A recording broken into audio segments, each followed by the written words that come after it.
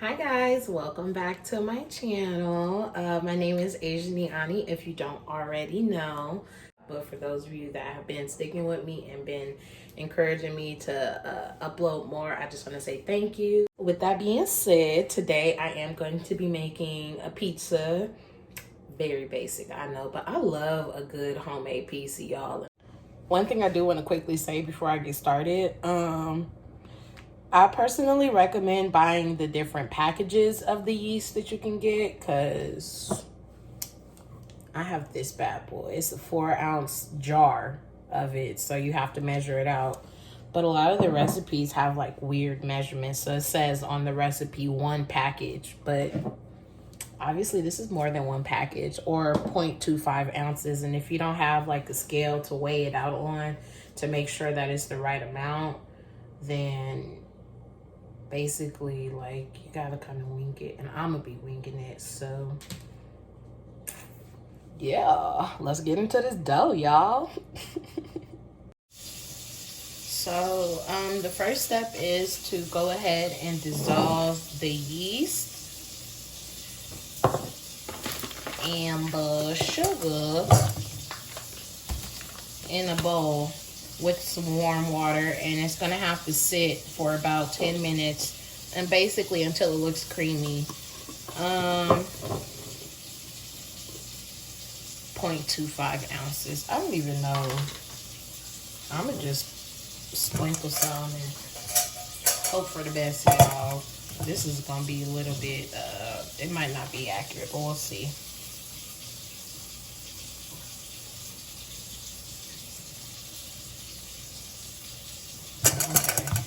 Hopefully that's good enough and not too much. 1 teaspoon of white sugar.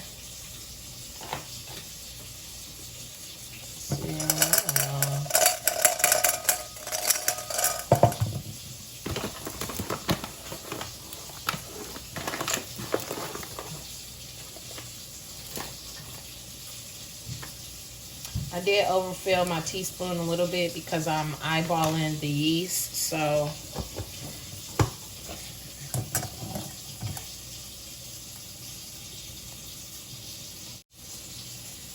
I don't know if you guys can hear the kitchen water running in the back, but I am going to be using sink water because it called for some warm water. I think it's like a ½ cup. No, 1 cup of warm water. So yeah, I'm letting the water warm up before I go ahead and throw it in the bowl. So let me grab that water. Y'all, don't judge me for using a dry measuring cup for wet ingredients. I need to buy a new wet measuring cup.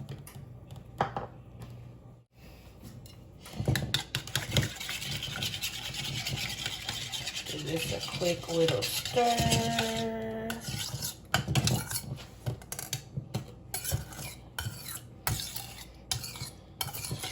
And we are going to let that sit for 10 minutes. So put that off to the side.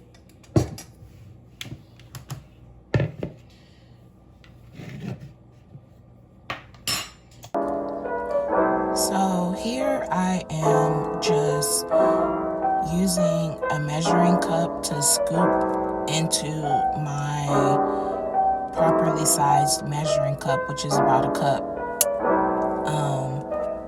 of the flour. And I was making a conscious effort to make sure that the flour was level, so it was the proper amount, and I didn't, you know, put too much flour. I just really wanted the dough to be like as close to perfect as possible, so I just took extra steps to make sure that I didn't use improper measurements for the recipe.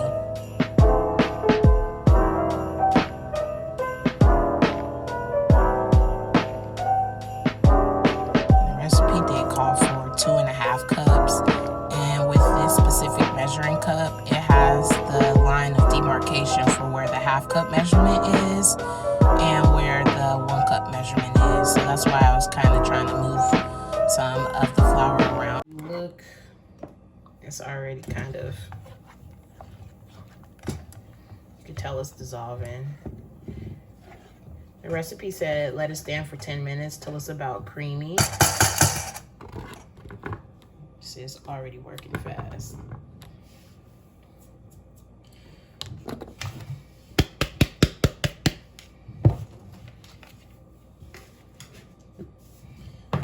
A teaspoon of salt.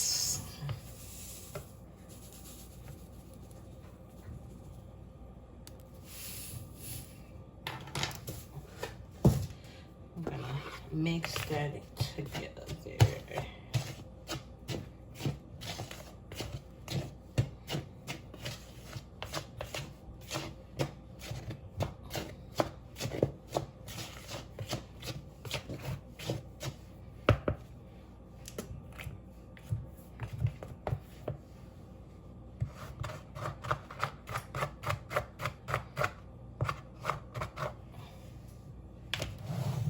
Made a little hole.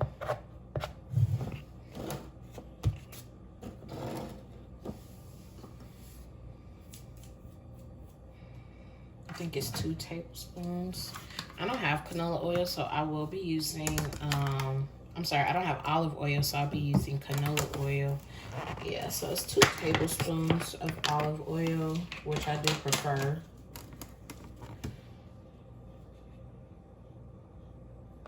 A 1, 2.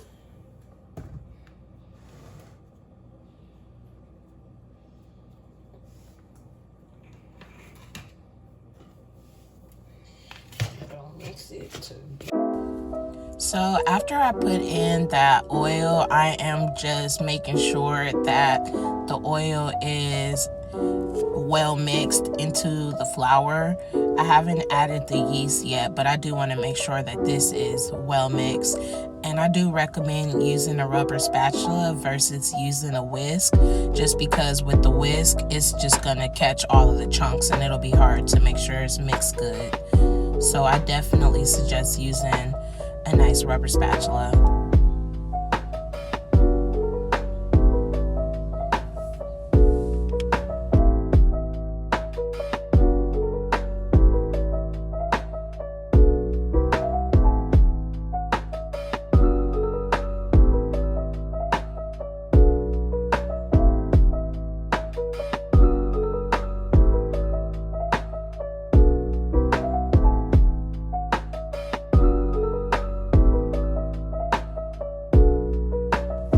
So the yeast is looking pretty darn good, if I don't say so myself, and it's definitely ready to go ahead and mix into the flour and oil mixture.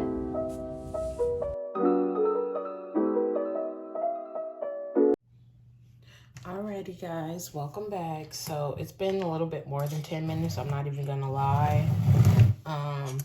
But I feel like it's as good as it's gonna be. I did eyeball it, so I don't expect it to be perfectly creamy like the recipe called for. So we're just gonna go for it and hope for the best.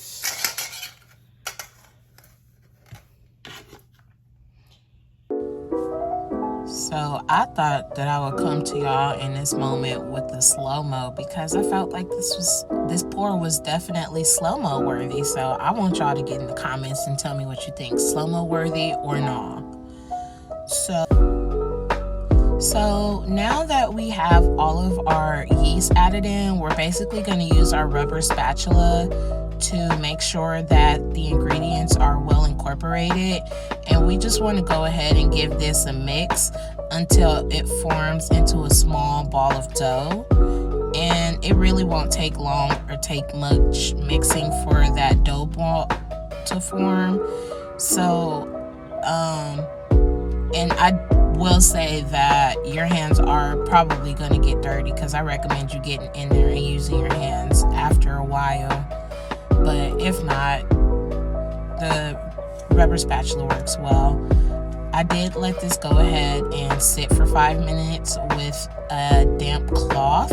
And if you don't have a clean damp cloth, you can always use a couple paper towels and just put some water on them.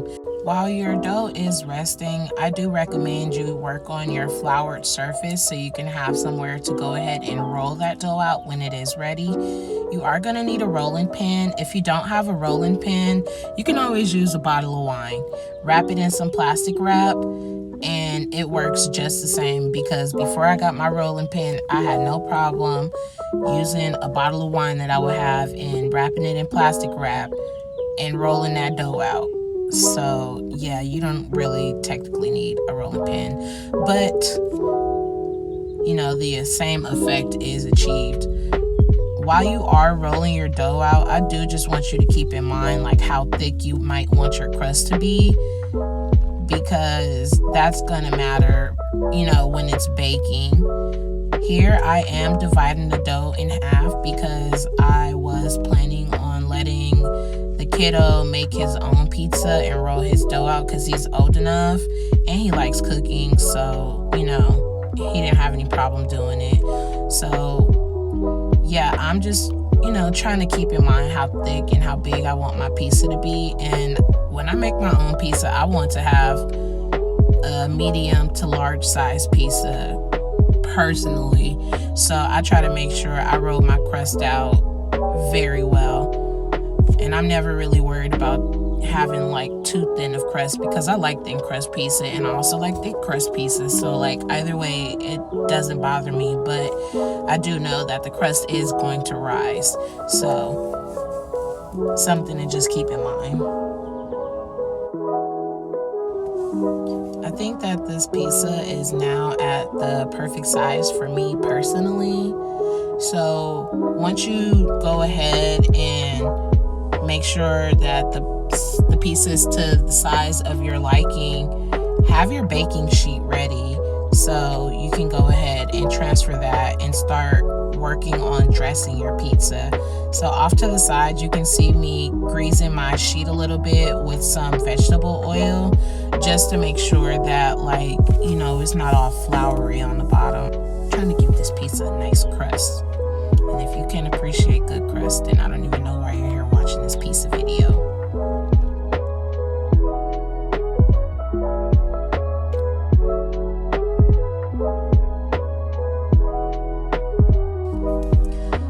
So I am about to just put a little bit of oil on the top of my crust, just because I don't want to be eating flour and I don't want it to still have that floury taste, because we did just roll it out on top of flour.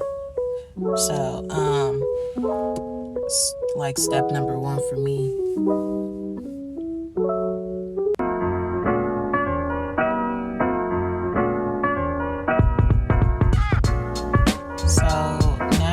Everything has oil on it. It is time for me to start working on my crust. And it's all about the heart of the fold.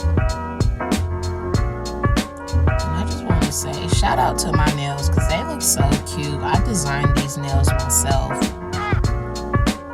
And not at the nail shop. I mean, like, aesthetically came up with the design and then executed the said designs myself.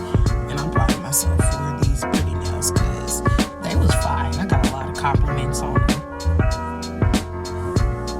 So we see how this crust is starting to shape up now that most of it is done, and we got about 1/4 of the way to go. And again, it is all about the art of the fold, because I don't want my crust to unroll itself because I didn't roll it properly. So that's why I am making sure that it is good and folded over, child, because it's not my first rodeo with this piece of thing.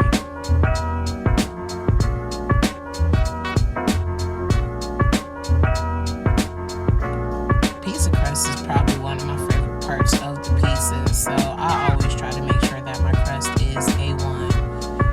And I did not homemade this sauce. This is just some regular marinara sauce. I think it might be like a garlic one or something, but it's a pretty basic sauce. I didn't really feel the need to try to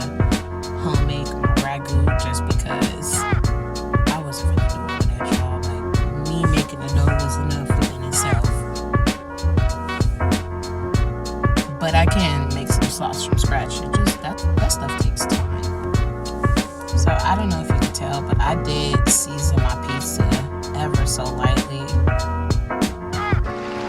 And now it is time for the best part. The cheese! Y'all, I love a good cheesy pizza, so I have to make sure that it is properly covered.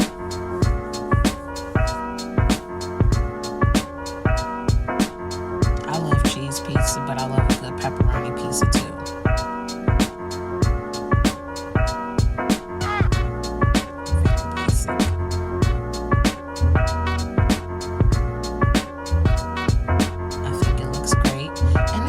Go in the oven, looking all pretty and stuff.